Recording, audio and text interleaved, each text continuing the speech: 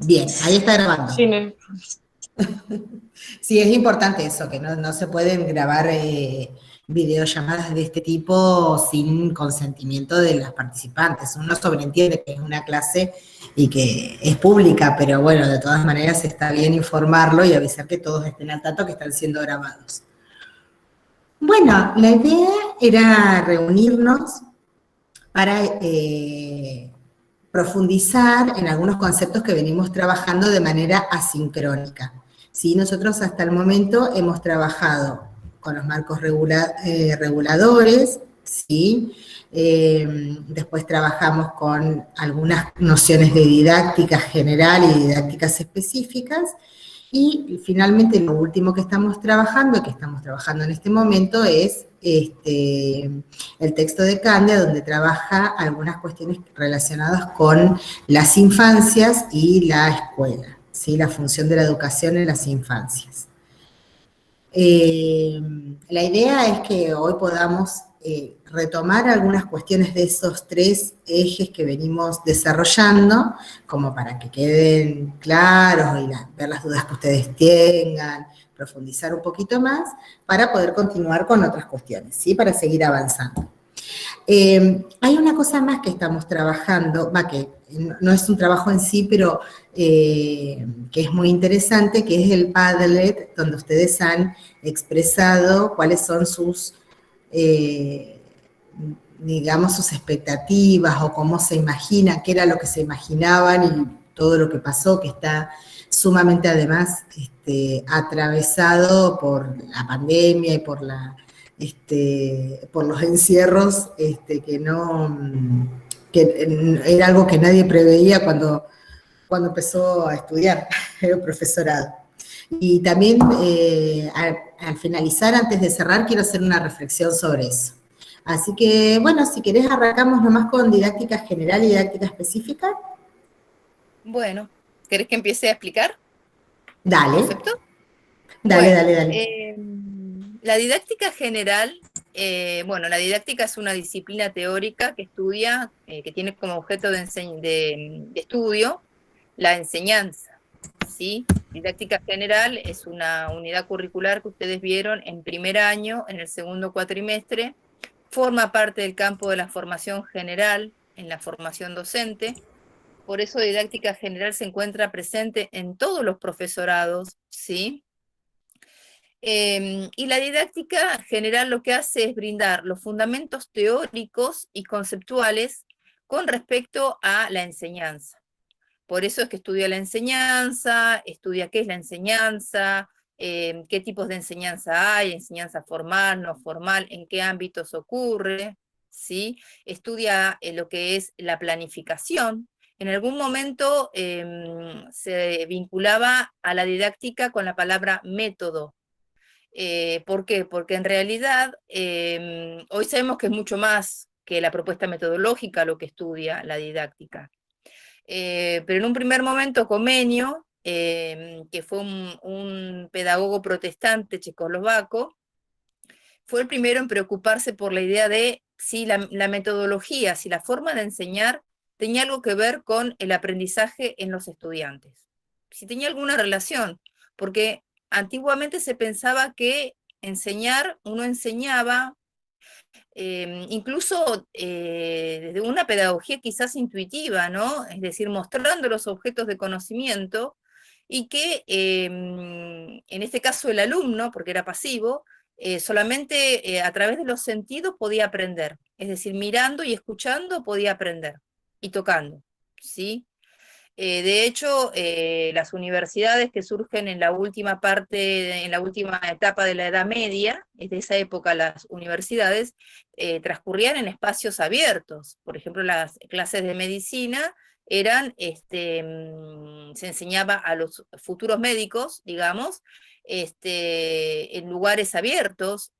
Los cadáveres eran, cuando enseñaban anatomía, por ejemplo, provenían de robos que se hacían en la morgue, porque en ese momento la religión era muy fuerte, había un paradigma teologista, en la cual se pensaba que el cuerpo tenía que ver con una cuestión divina, que estábamos hechos a imagen y semejanza de Dios, por lo tanto no se podía manipular el cuerpo ni los cadáveres. Entonces eran cadáveres robados en la morgue o comprados o de gente que encontraban en la calle muerta y que la llevaban para experimentar. Entonces, las clases de medicina, imagínense, no había un ida y vuelta en esto, es decir, en ese momento médicos enseñaban en un lugar parecido a un estadio, eran las universidades totalmente abiertas, y los estudiantes de medicina miraban y escuchaban lo que decía el médico. Tengan en cuenta las pocas condiciones de higiene que había en esa época. Entonces, si no se morían porque realmente la evidencia de que un estudiante conoce, aprende, es a través de las actividades y de la evaluación. No se tomaban evaluaciones tampoco. Así que imagínense cómo eran los médicos en ese entonces, sumado a que no se podía utilizar el agua, porque el agua era pecaminosa, porque estaba unida a la cuestión esta de Poncio Pilato de lavarse las manos, entonces no había condiciones de asepsia adecuadas. Entonces, si no se morían en ese momento de una enfermedad, la gente se moría por una infección debido a la falta de higiene. Pero bueno, transcurría el método. ¿Por qué saco el tema de las universidades? Porque el método no importaba, es decir, no se preocupaba el educador o la persona que enseñaba por la metodología, ¿sí? Simplemente exponía y el otro se suponía que aprendía, concurriendo a clases, por ejemplo, nada más que con eso. Comenio fue el primero en preguntarse si tenía algo que ver la metodología. Entonces, se da cuenta que sí, y lo que crea es la didáctica magna. La palabra magna significa grande, por eso el tema del aula magna en la universidad es el aula grande, ¿sí? Todavía se sigue utilizando esas palabras. La didáctica magna era pensar en un método que sirva para todos, por igual, pensando que todos aprendían de la misma manera, ¿no? Él partía de que la mayoría de la población era educable, que una minoría no era educable, una pequeña minoría. Esto lo podemos cuestionar, ¿sí? Hoy en día. Lo que pasa es que hay que contextualizar a Comenio. Fue el que crea el primer texto infantil, ¿sí? Y el preocuparse por la idea del método, y crea el método que se llama la didáctica magna, ¿sí? Enseñar todo a todos. Si lo comparamos y decimos que consideraba que había una minoría de la población que no era educable, o porque no era religiosa, o porque tenía alguna cuestión relacionada con la inteligencia que no le permitía acceder al objeto de conocimiento, diríamos que si lo comparamos y traemos a esta minoría no educable en pleno siglo XXI, les puedo garantizar que es mucha más la población que se considera no educable y que queda fuera del sistema educativo que la que consideraba Comenio en el año 1700. Perdón, en el siglo XVII. Fíjense, estamos hablando del 1600, siglo XVII, ¿sí? Así que hay que contextualizarla. Igualmente, hay muchas cuestiones que él ha escrito que son sumamente interesantes para comprender la didáctica hoy. Entonces se pensaba que el objeto de estudio de la didáctica era el método. Hoy se sabe que en realidad no, es decir, no es solamente la propuesta metodológica, y sabemos que no todos aprenden de la misma manera y al mismo tiempo, y que es muy importante la propuesta metodológica para que el estudiante pueda aprender, es decir, una metodología o muchas metodologías, no un método, muchas metodologías, por eso se habla de propuestas metodológicas, con actividades variadas. Piensen en el nivel inicial, a través del juego, del dibujo, de las canciones, todo lo que se puede crear, ¿sí? Y sabemos que todos pueden aprender, porque la enseñanza, ya nos dejó claro Camillioni en un texto que se llama El saber didáctico, en un artículo de las autoras Basavi y Colts, dice que la enseñanza es un intento permanente, ¿sí? Siempre estoy intentando enseñar algo a alguien. Es decir, cuando define la enseñanza como objeto de estudio de la didáctica, la enseñanza, o las prácticas de enseñanza, o los procesos de enseñanza, siempre es un intento que hace una persona hacia otro o hacia otros. Es un intento permanente, es decir, que nunca voy a dejar de intentarlo, ¿sí? Más allá de que el estudiante aprenda o no, aprenda otras cuestiones que yo no tenía pensado ni planificado enseñarles, o que lo aprenda con otras actividades, o lo aprenda con otra persona, o lo aprenda, se lo enseño en maternal y lo aprenden en infantes o en la primaria, ¿sí? Pero siempre como educadores tenemos que estar convencidos de que todas las personas son educables, que todas pueden aprender con diferentes ritmos, con diferentes formas de vincularse con los objetos de conocimiento, con sus singularidades, pero todos pueden aprender y que siempre hay que seguir intentando, ¿sí? Obviamente que esto no significa obligar al niño o a la niña, ¿sí? Si no hay deseo, pero sí favorecer las condiciones, como decía Philippe Merieux, de seguridad y confianza para que un niño o una niña se anime a expresar o a intentar o a probar algo que jamás hizo antes y no tener miedo al error, miedo al fracaso o miedo a intentarlo. Porque bueno, aprendemos en base al error, ya nos dicen los psicólogos cognitivos y nos planteaba Piaget, desde la psicología, desde la epistemología genética de Piaget, decía que el error cumple un rol constructivo en el aprendizaje. Es decir, el error no es algo malo, ¿sí? El error cumple un rol constructivo en el proceso de aprendizaje. Cuando hablamos de error, no me refiero a cuestiones de distracción o cuestiones conceptuales, sino de errores que forman parte del proceso de aprendizaje, que son necesarios, ¿sí? Y que es esperable que uno se equivoque ante la complejidad que supone el aprendizaje. Al ser el aprendizaje un proceso que lleva tiempo, que lleva esfuerzo, que no siempre es progresivo y lineal. El aprendizaje implica avances, retrocesos, estancamientos, momentos en que uno está como en una meseta, y les debe haber pasado, ustedes como que se bloquean, ¿sí? O parece que retroceden en el aprendizaje, o siguen avanzando. Bueno, toda esa complejidad, en esa complejidad es esperable que haya errores, y hay errores que forman parte de las lógicas del conocimiento, ¿sí? Por ejemplo, les doy un ejemplo cortito, y después sigo hablando de las didácticas específicas. Los niños, desde su pensamiento intuitivo, que esto es desarrollado por Piaget en 6 estudios de psicología, ellos creen que los objetos grandes llevan muchas letras, ¿sí? Esto es un error propio del conocimiento y es una cuestión frecuente, que ni siquiera tendríamos que llamarla error, ¿no es cierto? Tendría que tener otro nombre. Pero, por ejemplo, uno de mis hijos cuando estaba construyendo el lenguaje, cuando veía un auto decía cacá, ¿no? Cuando veía un camión era cacá, cacá, ¿sí? Cuando veía un camión con acoplado y doble era cacá, cacá, cacá, cacá, ¿sí? Es decir, le va agregando más porque ellos creen, y sabemos que no es así, ¿no? Porque la palabra, por ejemplo, hormiga, tiene muchas letras, es larga y es chiquitito, y es un insecto, ¿sí? Pero bueno, eso forma parte de la lógica infantil. Lo que plantea Piaget es que estos errores conceptuales propios del proceso de conocimiento forman parte de la lógica infantil. Y así hay un montón de cuestiones, ¿sí? El animismo infantil, por ejemplo, que el niño se lleve algo por delante y le pegue ese objeto porque piensa que está diferenciando entre lo que es objeto y lo que es sujeto, ¿sí? Entonces le pega porque se enoja con esa mesa que se la llevó por delante y lo lastimó, ¿sí? Se golpeó. Bueno, esto lo desarrollan mucho los psicólogos cognitivos, es decir, que hay una lógica en los niños y niñas. Entonces, volviendo a la cuestión de la didáctica, retomo, nos enseña a enseñar, ¿sí? Nos enseña a planificar,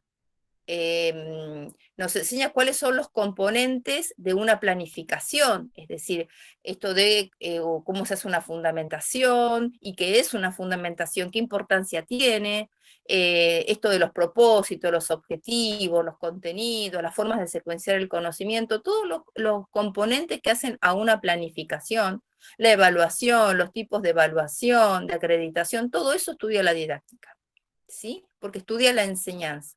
Estudia los procesos de enseñanza, las prácticas de enseñanza y nos enseña a enseñar. La didáctica general se desarrolló más que nada en ámbitos académicos, en ámbitos universitarios, de una manera muy teórica, ¿sí? Muy académica. Las didácticas específicas surgen en la práctica, en las prácticas áulicas, ¿sí? Por ejemplo, cuando un docente de primaria está enseñando matemática, comienza a fundar una didáctica, ¿sí? Una didáctica, por ejemplo, de la matemática. Y lo que plantea Camillioni, que bueno, es un exponente dentro del campo de la didáctica, muy importante, como Edith Lidwin, ¿sí?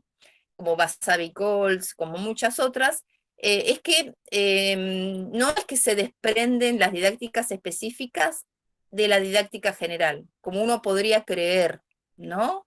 Que es un árbol, la didáctica general, y que, bueno, se desprenden las ramas de las didácticas específicas. No, porque se desarrollaron en diferentes ámbitos, una en un ámbito académico, ¿sí? Universitario, con mucha teoría de por medio, con muchas publicaciones, con mucha escritura sobre lo que era la didáctica, y las didácticas específicas se generan en la práctica y después se escriben. Podríamos decir que la didáctica general tiene que ver con teoría, práctica, teoría, ¿sí? Y las didácticas específicas con práctica, teoría, práctica, ¿no? Entonces, por eso es que tienen desarrollos distintos en cuanto a la producción de conocimientos. No siempre van por los mismos canales, ¿sí? Por los mismos rieles corren juntas.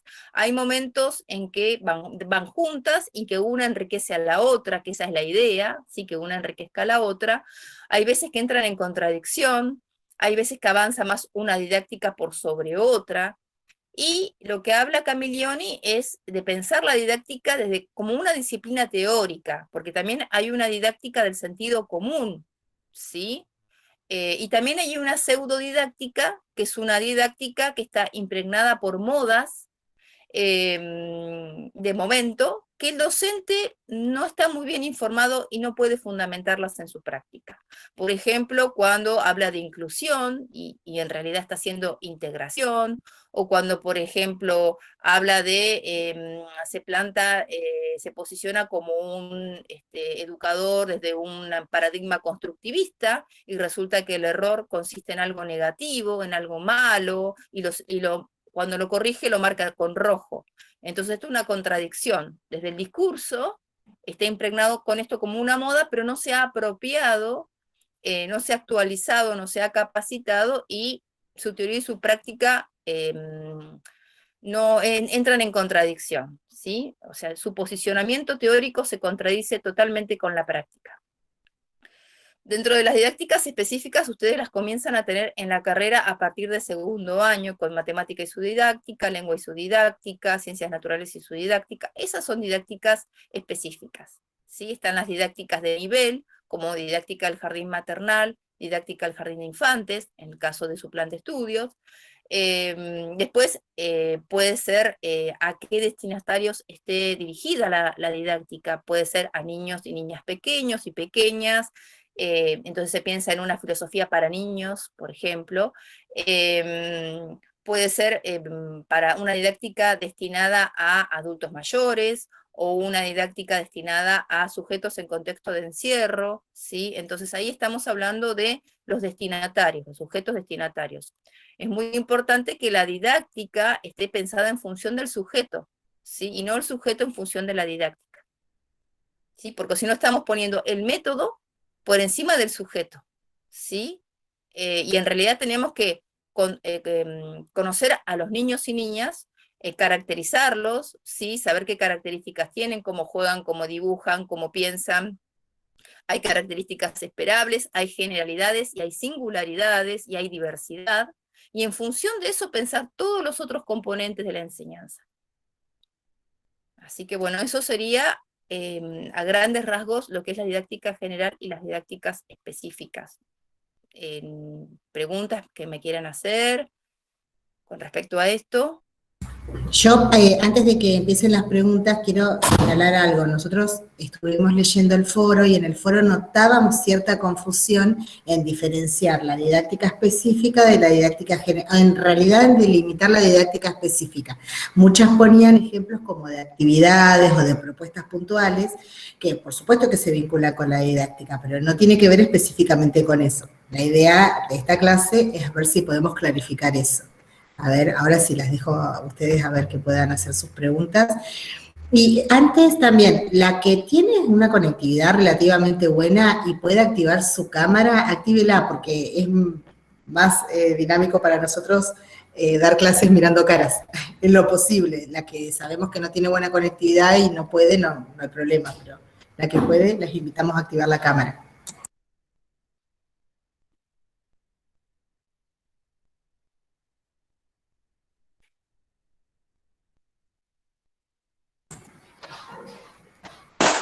Prepara el mate y activa la cámara, profe. Bueno, está bien, está Así bien. no ven todo el proceso. Bueno, y a ver, ¿alguna duda? ¿Alguna tiene alguna pregunta? ¿Pudieron comprender más a qué íbamos con didáctica general y didáctica específica?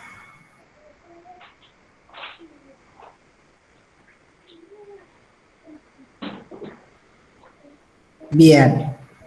Bueno, me alegro que no hayan dudas. Bien. Igual después pueden preguntar, ¿sí? Porque bueno, puede ser que surjan después, lo pueden preguntar. Para mí me es más fácil por WhatsApp. ¿Sí? En el grupo de WhatsApp, yo enseguidita, en el transcurso del día, contesto las consultas que tengan, ¿sí? Por ahí no enseguida, pero en el transcurso de ese día tienen la explicación.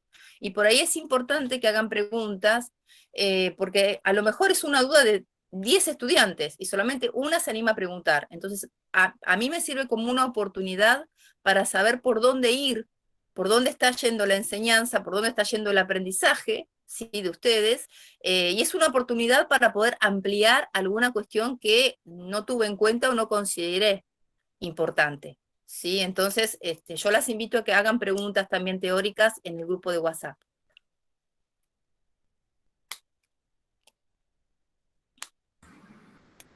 Y si tienen ahora también, obvio. Claro, por supuesto. Bien, profe, igual creo que... Sí, Priscila.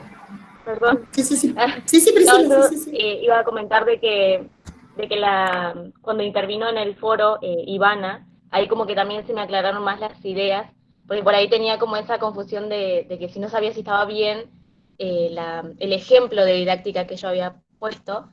Entonces, cuando intervino en el foro ahí como que dije, bueno, me quedo más tranquila. Y también tuve en cuenta otras cosas, porque no solamente se trataba de una disciplina teórica, sino que habían más fundamentos y bueno, y eso también me ayudó un montón.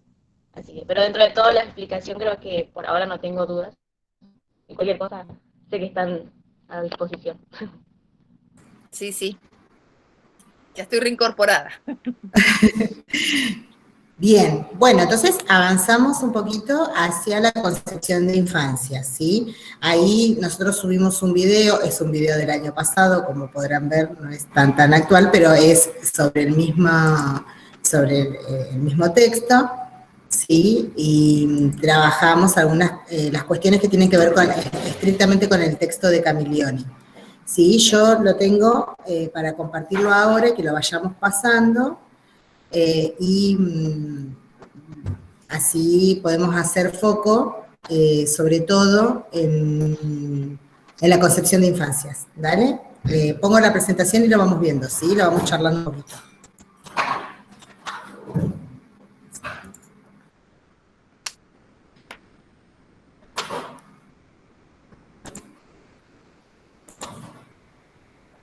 Avísenme cuando lo vean.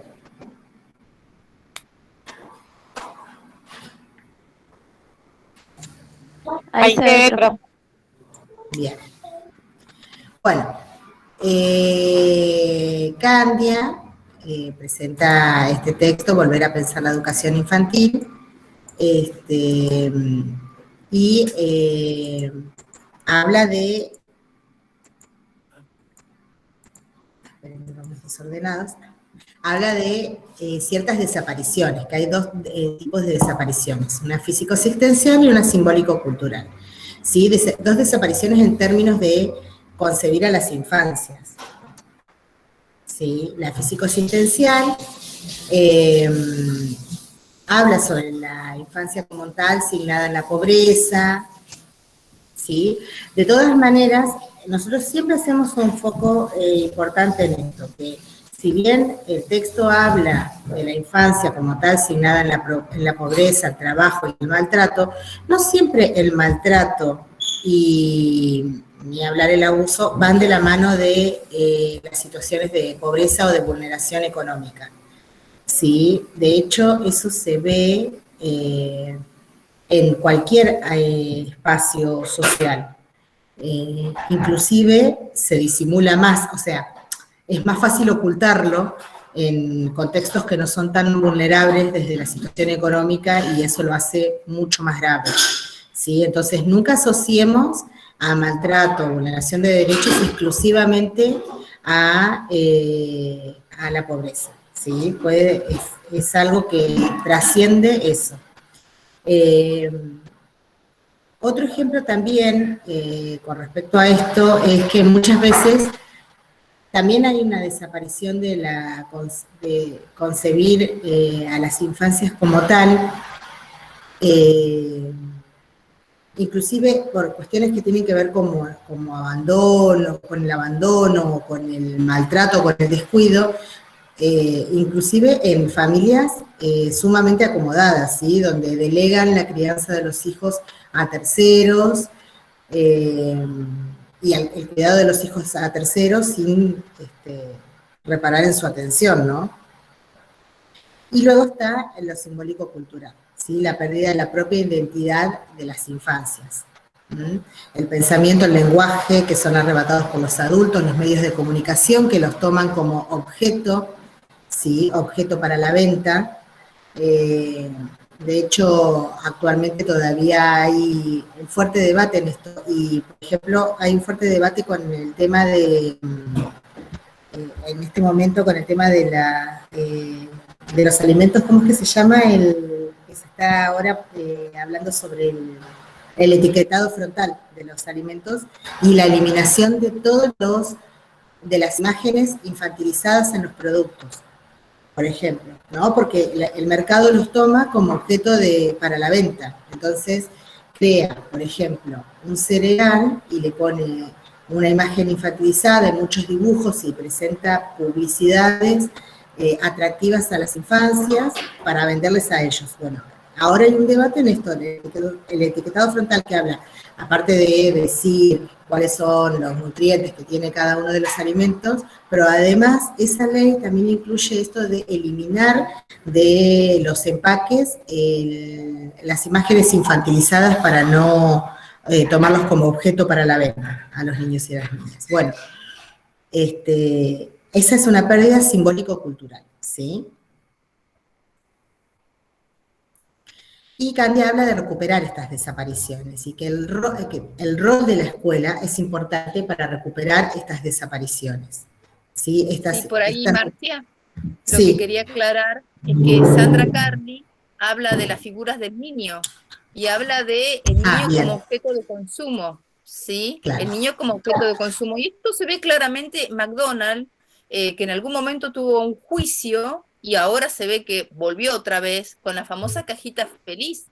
Es decir, que estuvo en una época prohibido en Estados Unidos vender, por ejemplo, hamburguesas con juguetes, junto con juguetes. Sí, había habido un juicio muy grande con respecto a eso. Ahora volvió otra vez la cajita feliz. Pero bueno, esta cuestión de tomar al niño como un objeto de consumo es una figura de niño trabajada por Sandra Carney. Ella lo trabaja. Exactamente. Exactamente, y de esto es de lo que habla Candia. Y nosotros en una época, ¿te acordás, Iván? Habíamos trabajado con los 3 ejemplos de publicidad de TAN. ¿Te acordás que en algún momento lo trabajamos? Donde se veía cómo la imagen del niño se iba tomando, la imagen de familia del niño se iba tomando por la empresa como un objeto. Si quieren en algún momento se las puedo subir y se las comparto, y ahí se ve claramente esto. Bueno, justamente lo que plantea Candia es que la escuela cumple un rol importantísimo para recuperar estas desapariciones, la físico-existencial y la simbólico-cultural.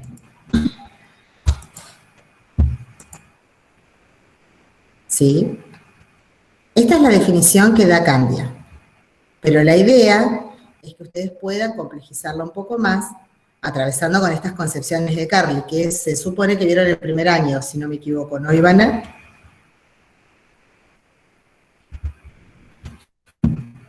No sé si no me ve, no las veo yo mientras estoy con... No te escuché la pregunta.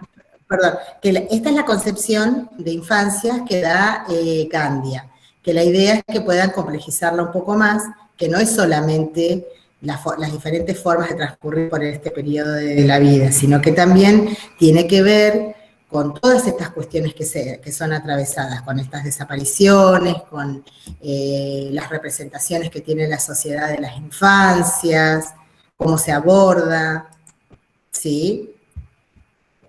Sí, incluso ella Carly, nosotros trabajábamos un texto en problemáticas.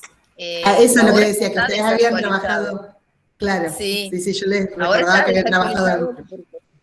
Sí, porque Carly siguió trabajando y le siguió dando una vuelta más a la cuestión infantil. El libro que trabajábamos es La cuestión de la infancia de Sandra Carly, que es bueno porque ahí es cuando ella acuña estos conceptos de las figuras del niño y habla de el niño como alumno, el niño como objeto de consumo, ¿sí? El niño en las campañas políticas, cómo es utilizado. Bueno, hay un montón de cuestiones, pero después ella lo siguió complejizando a esto y enriqueciendo. O sea que hay textos mucho más nuevos de Sandra Carly que los que vimos en ese momento, que siguió trabajando en la cuestión infantil. Ella realmente es una especialista en lo que es infancia en la Argentina. Es un referente muy importante, Sandra Carly. Y tiene muchos libros de Editorial Paidós que es bastante accesible como para poder tener esos libros. Se llaman Cuestiones de Educación de Editorial Paidós. Hay muchísimo sobre Sandra Carly, sobre niñez e infancia. Como para Bien, que sepan. algo importante para destacar, que por ejemplo, esta concepción de infancias también toma la perspectiva de género, ¿sí? Hoy se considera además la perspectiva de género en esta concepción de infancia, ¿sí? De que son las diferentes formas de transcurrir por ese periodo de la vida. Por eso nosotros en general solemos hablar del niño y de la niña, no solamente del niño. Podríamos incorporar la idea de niñez, pero bueno, es algo que todavía no nos acostumbramos mucho a usar. Sin embargo, sí adherimos a esta idea de que el género es algo que se construye, que es algo que no viene dado. Entonces, los niños y las niñas están justo en periodo de constitución de su subjetividad, y por ese motivo también están construyendo y constituyendo su género, su perspectiva de género. ¿Sí? Pero bueno, las infancias son entendidas como una construcción sociohistórica y toma las diferentes condiciones que deben ser pensadas como condiciones socioculturales de la relación del niño con el adulto. ¿Qué quiere decir esto? Que es las condiciones con las que el adulto habilita, no quiero decir habilita, pero propone reconocer a las infancias, ¿sí?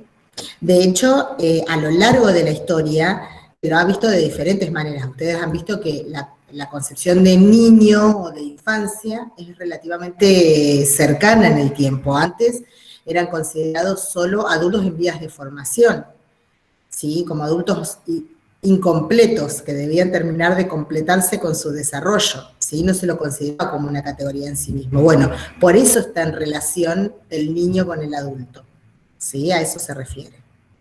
Cómo a través de los tiempos va cambiando esa concepción. Por eso plantea recuperar, rescatando estas infancias, en esos dos aspectos, en la físico-existencial y en lo simbólico-cultural, con una serie de cuestiones, ¿sí? Que son específicas de la escuela. Ofrecer oportunidades de aprendizaje, ¿sí? En este caso estamos hablando del jardín de infantes, pero que sea un lugar donde ellos puedan aprender, donde puedan vivir experiencias únicas que no puedan ser vividas en sus ámbitos familiares, ¿sí? No solamente repetir y reproducir lo que ellos ya viven en su familia, sino que sean ambientes estimulantes y educativos, ¿sí? Que se otorgue un lugar importante al conocimiento, no porque sean niños y niñas de 3, 4 y 5 años, e inclusive más pequeños de maternal, solo sea desde la cuestión afectiva. Por supuesto que la cuestión afectiva es importantísima, pero lo importante es que el conocimiento ocupe un lugar importante, un lugar preponderante, ¿sí? Que se revalorice el enseñar, ¿sí? Ahí está el rol del docente como un repartidor de ocasiones, dice que es una hermosa frase.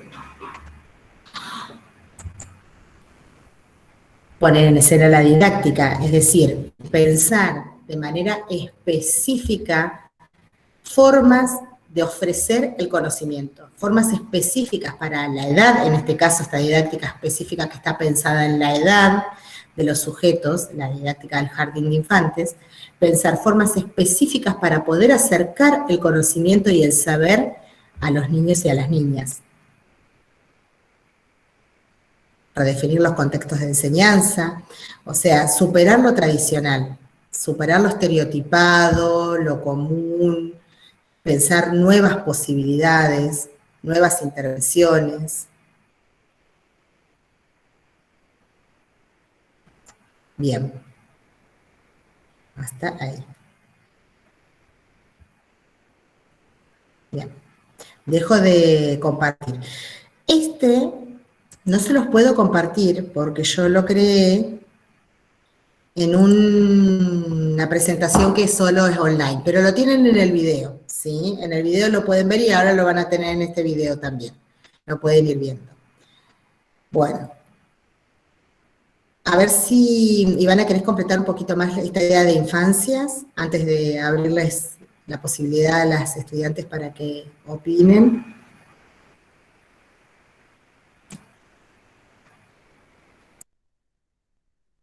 Tenés el micrófono cerrado. Perdón.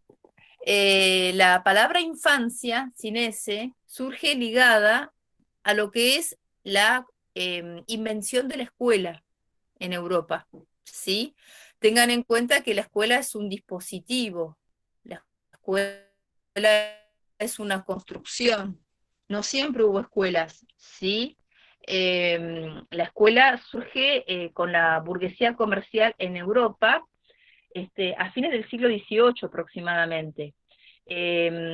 Antes había nobles en Europa y campesinos. Poco a poco hay una clase social que del uso del dinero y el poder adquisitivo a instalar económicamente y socialmente, que se llamó burguesía, que hoy la llamaríamos clase media alta, ¿sí? Clase media alta. Esta burguesía era una burguesía comercial que no necesitaba tener mucha prole. En esa época la prole son los hijos, de ahí viene la palabra proletariado. No necesitaba tener muchos hijos, ¿sí? Porque no necesitaba tantas manos que trabajaran en el campo, porque no eran campesinos. Las familias campesinas querían tener muchos hijos y que ayudaran en el campo con los quehaceres para poder sobrevivir, ¿sí? Esta burguesía en realidad era lo que se llamó después la familia tipo, de pocos hijos, de 2 hijos, más o menos, que fue adquiriendo dinero, ascendiendo socialmente, ya no necesitaba que sus hijos trabajaran siendo pequeños, y necesitaba después que heredaran su local, ya sea un negocio de rubros generales, o un almacén, o no sé, una carpintería, eran necesitaban dejar este local en manos de sus hijos, que iban a heredarlo, pero que sus hijos, para poder hacerse cargo de este local, de este pequeño comercio, por eso se habla de una burguesía comercial, de matemática y lengua, porque o si no, ¿cómo iban a sacar cuentas para poder administrar un pequeño local o un pequeño negocio? Entonces, ¿qué mejor que la escuela? Entonces, la escuela, cuando surge para esta burguesía, para estos niños burgueses, que sí tenían un tiempo para jugar, tenían un tiempo para estar en la escuela, tenían un tiempo para estudiar, ¿sí? Entonces de ahí surge la cuestión de la infancia. La infancia como es una categoría, es una construcción social, ¿sí? Podemos decir que siempre hubo educación, pero no siempre hubo escuelas, que siempre hubo niños y niñas, pero no siempre hubo infancias o infancia, ¿sí? Este es el concepto de infancia, ¿sí? Bueno, el concepto de infancia no hace una diferencia de género, habla del niño nada más, de un niño asexuado, un niño ideal, con una sola forma de conformar la familia, que es mamá, papá, y dos hijos, la familia nuclear, digamos. Está basado en la familia del capitalismo, es decir, donde el padre trabajaba fuera de la casa y la madre se encargaba de las tareas domésticas y las tareas de ayudar al chico en la escuela, en la familia educadora. Y de ahí surge el concepto de infancia. Es una construcción, ¿sí? Es una construcción histórica. Eh, Hoy se habla del concepto de infancia, y este niño era un niño asexuado, un niño que donde se suponía que el niño llegaba al jardín ya desayunado, por ejemplo, donde se suponía que la madre iba a venir a las reuniones, donde se suponía que el padre tenía trabajo. Era impensable pensar otras formas de concebir al niño, y no tenía sexualidad. Sí era un niño asexuado, donde se hablaba del niño y ya se hacía referencia automáticamente a la niña, que tenía una sola forma de aprender, ¿sí? Una sola forma de jugar, que todos estaban en el mismo estadio de pensamiento, ¿sí? Era una cuestión muy homogénea. El concepto de infancias es muy posterior, ¿sí? Y también es una construcción social. Y las infancias tienen que ver con formas de transitar estas formas de ser niño y niña. Y plantea de entrada la diferencia de género, ¿sí? La diferencia de género, que el niño tiene sexualidad desde el momento en que nace. Ya hablaba Freud, el fundador del psicoanálisis, que el bebé tenía sexualidad, y por eso fue condenado por la comunidad científica, por plantear esto. Él lo planteaba con otras palabras, ¿no? Pero planteaba esto de la sexualidad, decía que el niño es un perverso polimorfo, así que imagínense escuchar eso cuando se pensaban que eran angelitos. Hay gente que todavía piensa que son angelitos. Tiene sexualidad y esta sexualidad se va organizando. Hay un texto de Freud que se llama Tres ensayos sobre una teoría sexual, que está en las obras completas, que plantea cómo se va organizando la sexualidad, ¿sí? Y que todavía este texto, escrito en el 1900, sigue siendo totalmente vigente, ¿sí? ¿Cómo se va organizando? Desde la boca en el niño, que su fuente de placer es la boca, a través de la teta, ¿sí?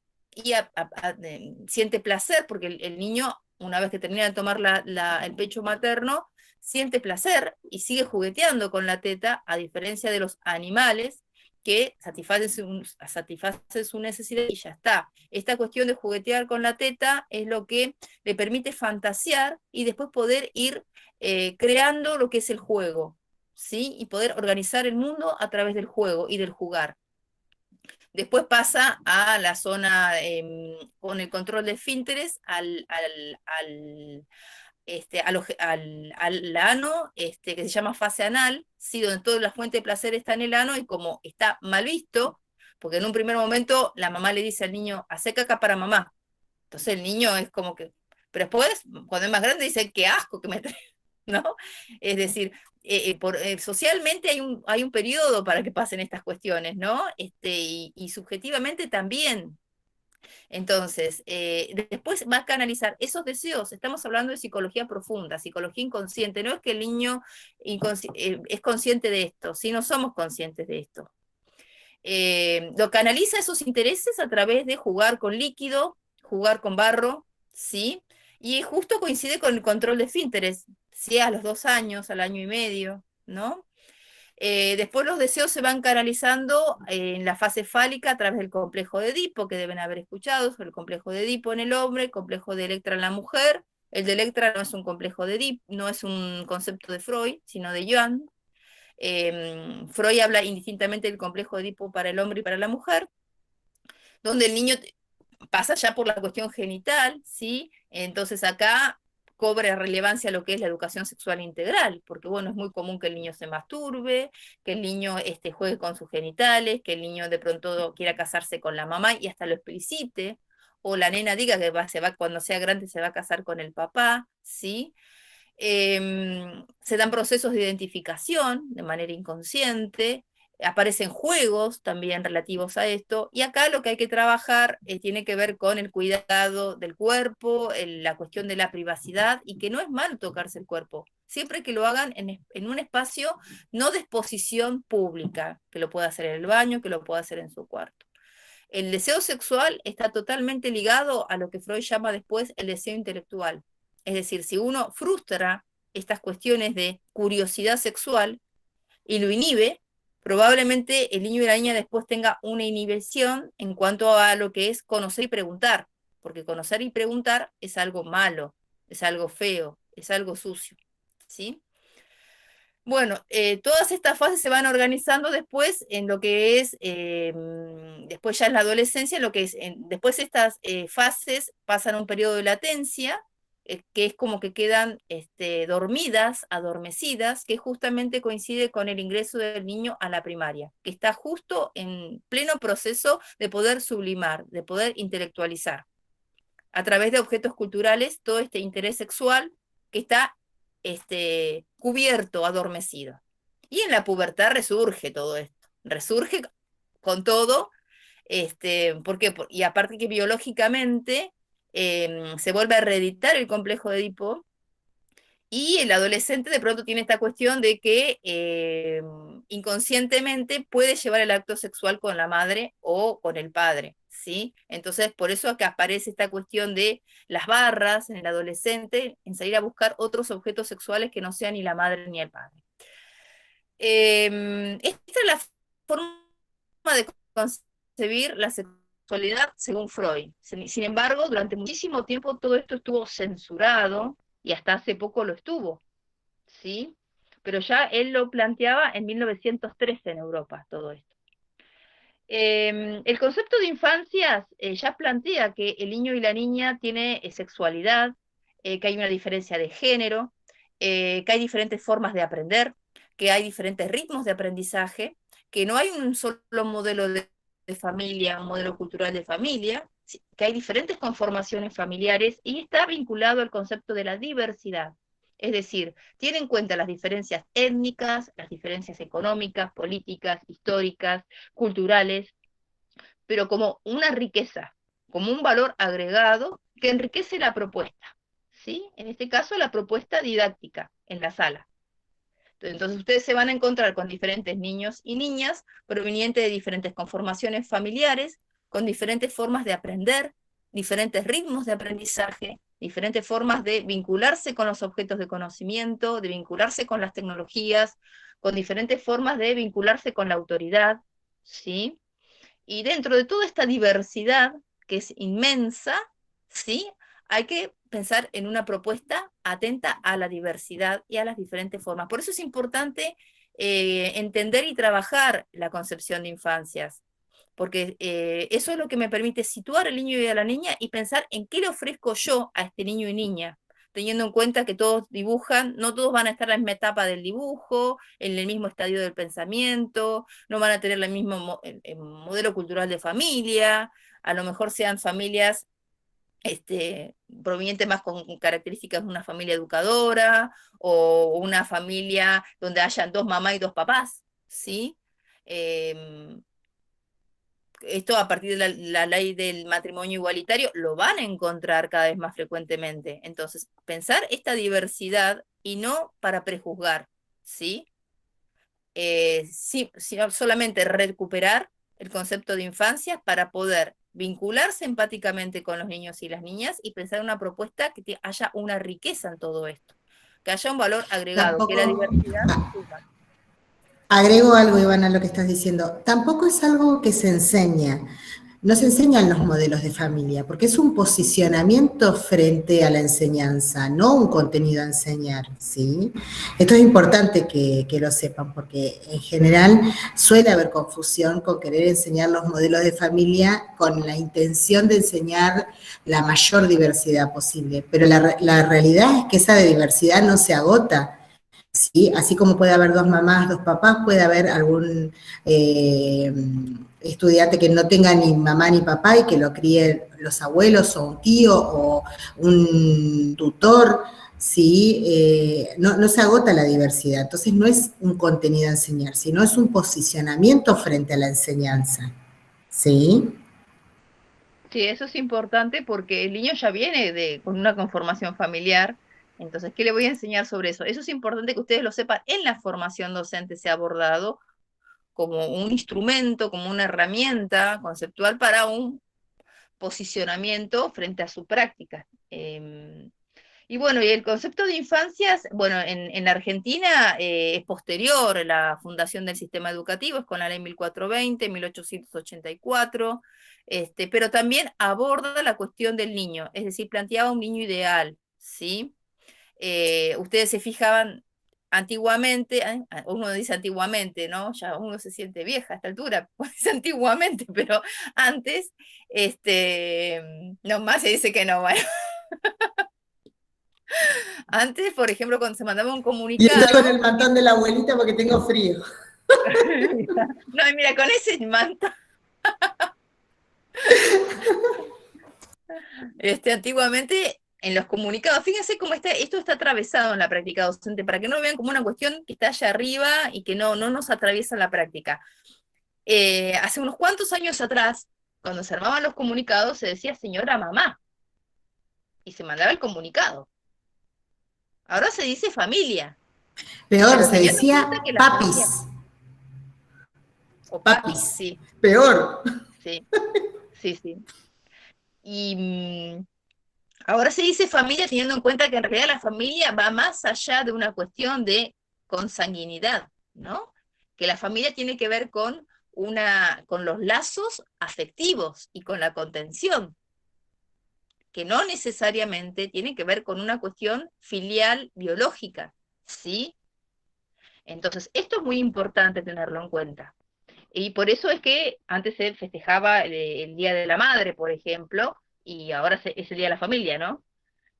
Sí, es la semana de la familia, en La octubre. Semana de la Familia. Esto implica todo un cambio de concepción y aparte estar atento a las necesidades del niño, porque imagínense cómo podía sentirse un niño que no tenía mamá o que fue abandonado, ¿sí? Si se trabajaba el Día de la Madre, ¿a quién le hacía él el regalito? Entonces, por eso es muy importante, porque parecieran que son cuestiones muy teóricas y sin embargo impregnan todo el quehacer y lo atraviesa. Todo el quehacer, toda la práctica, toda la planificación atraviesa.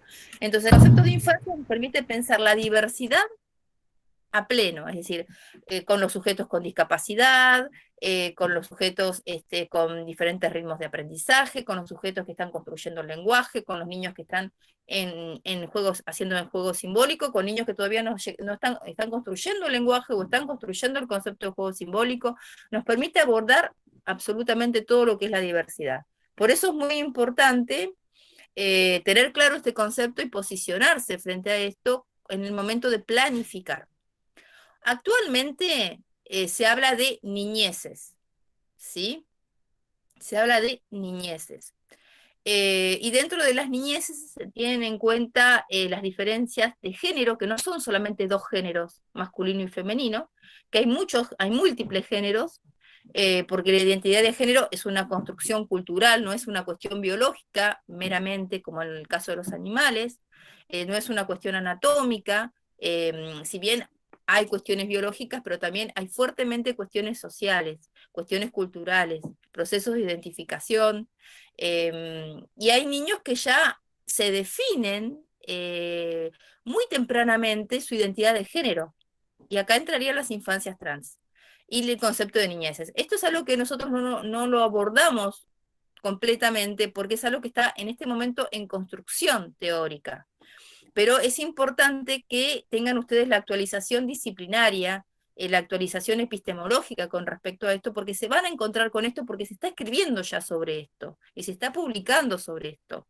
Dentro de las niñeces se habla del lenguaje inclusivo, ¿sí? Porque hay personas que que no se identifican ni con lo femenino ni con lo masculino. Y eso también hay que convivir con ellos y hay que respetarlo, porque tiene que ver con la diversidad. Es decir, que dentro de la diversidad también están las diferencias de género, que ya no son dos, son muchos géneros, ¿sí? Y acá entraría el concepto de niñeces y lo que es el lenguaje inclusivo. El tema de la E tiene que ver con la inclusión de las identidades de género, ¿sí? Con eso tiene que ver el lenguaje inclusivo. Que sería el lenguaje de género, la forma correcta sería el lenguaje de género. Exacto, no lenguaje inclusivo, sino lenguaje de género. Bien, nosotros no lo usamos específicamente, pero no lo prohibimos. Y sí, esperamos que se incorpore la perspectiva de género, hablando siempre del niño y de la niña, ¿sí? Eso es un pasito más, es un paso más. Bien, para ir cerrando, les vamos a dar primero posibilidad que expresen sus dudas, si tienen alguna duda, quieren hacer algún comentario, algo que les haya llamado la atención, algo que no habían entendido.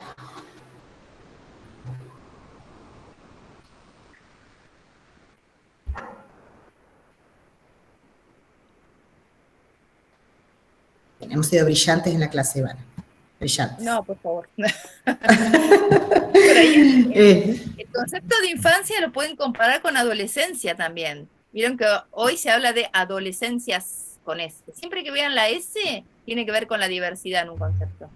Y las adolescencias, Exacto. podemos decir que siempre hubo niños y niñas, pero no siempre hubo infancias o infancia. Y podemos decir que siempre hubo púberes, pero no siempre hubo adolescencia o adolescencias. La adolescencias también son construcciones históricas. Sí, que es esta moratoria que le concede la sociedad, por ejemplo, al adolescente, al puber, para que pueda hacer cosas, ¿sí? Que pueda, que antes llamaba la edad del pavo, ¿no? Puede hacer determinadas cuestiones, pero ya que la haga a los 30 o a los 40 ya está mal visto, porque se acabó la moratoria.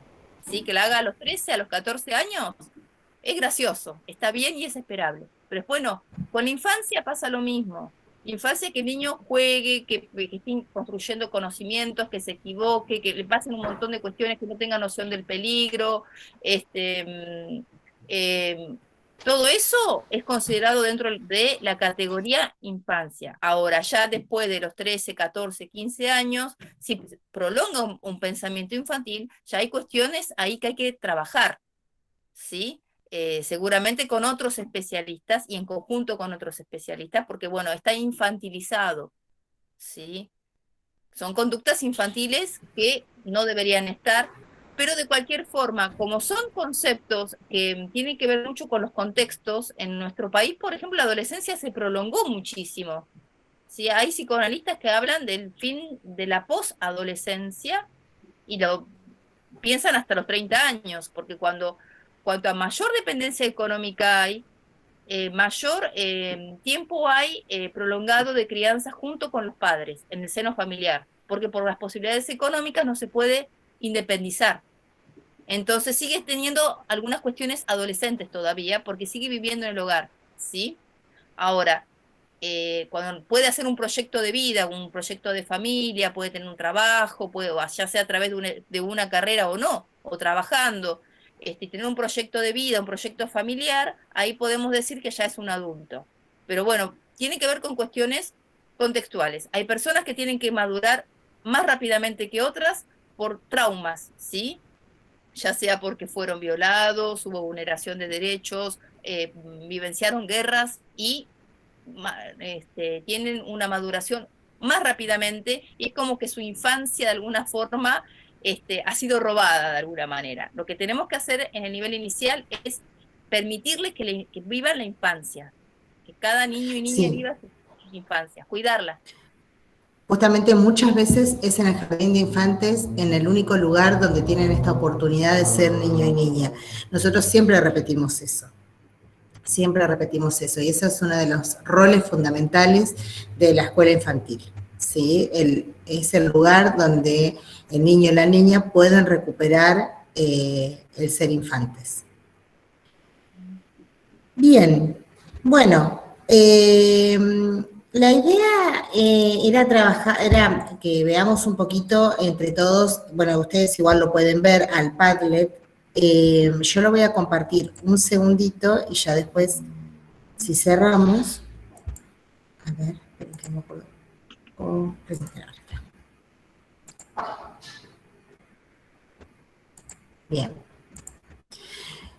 Avísenme cuando lo vean.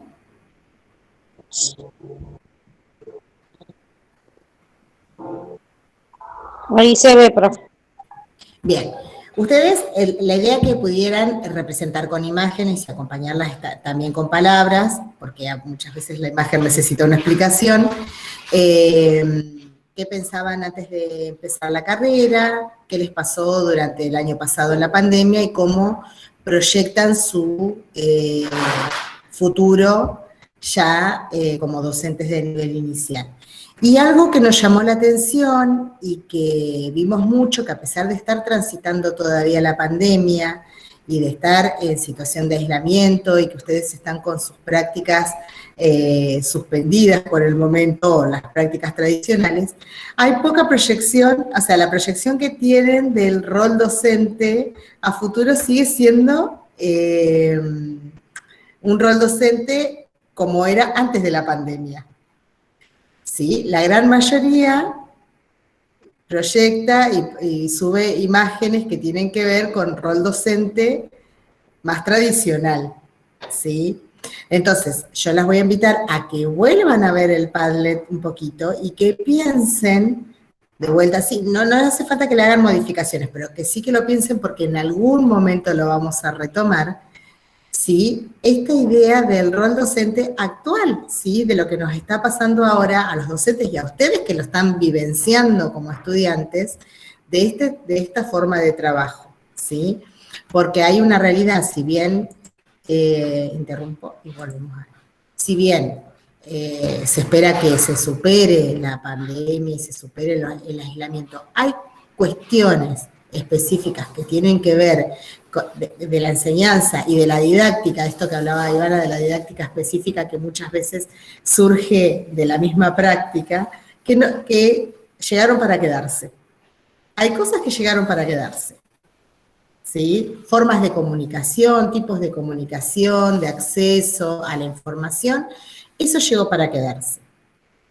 Seguramente vamos a volver otra vez a las clases todos juntos en algún momento y no estar así por burbujas como estamos ahora o no estar totalmente aislados como estamos ahora. Pero hay cosas que no, que ya van a quedar instaladas, porque en realidad traen beneficios, facilitan. Sí, Ivana.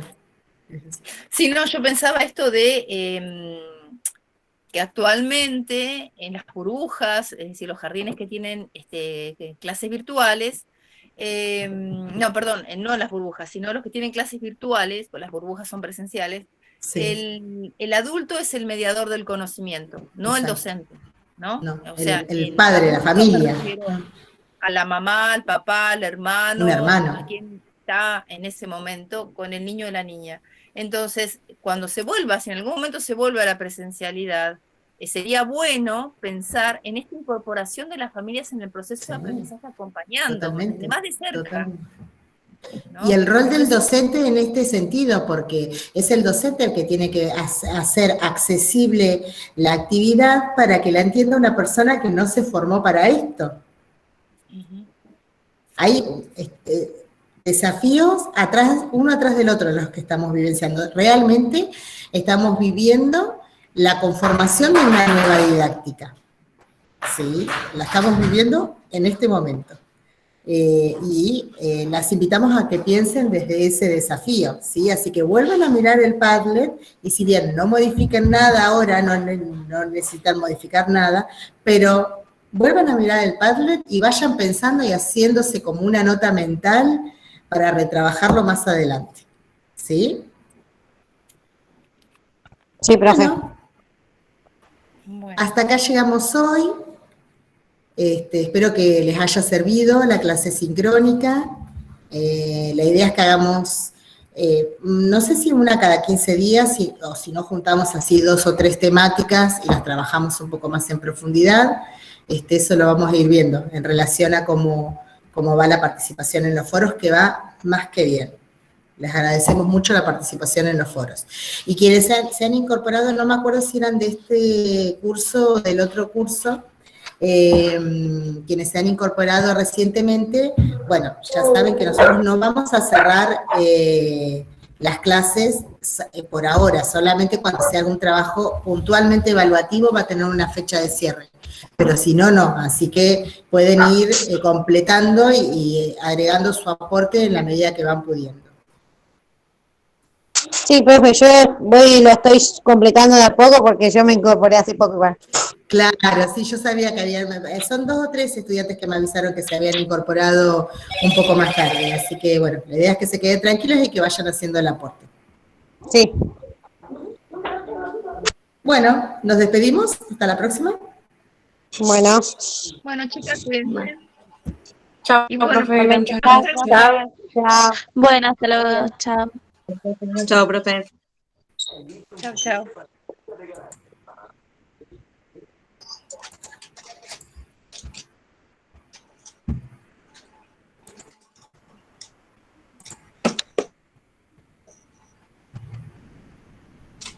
Estoy viendo que no se me borre la grabación. Ahí está, ahí quedamos las dos. Sí, se está grabando todavía, pará, porque no quiero meter la pata que el otro día no la pude guardar, no sé qué hice.